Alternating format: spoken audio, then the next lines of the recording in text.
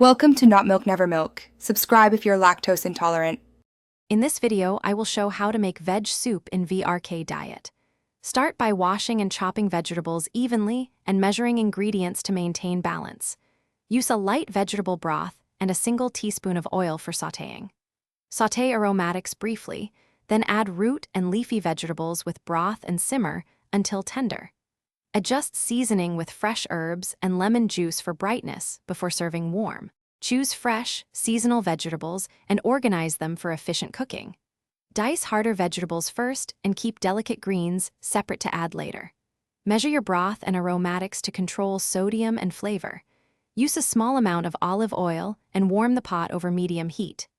Add onions and garlic briefly to release aroma, then add harder vegetables and stir to coat before pouring in the broth and simmering gently.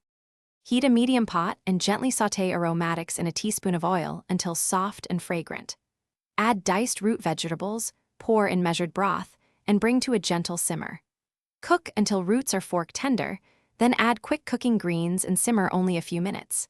Taste and adjust with lemon or mild herbs, then ladle into bowls for a warm, comforting VRK-friendly meal that stays light and nourishing.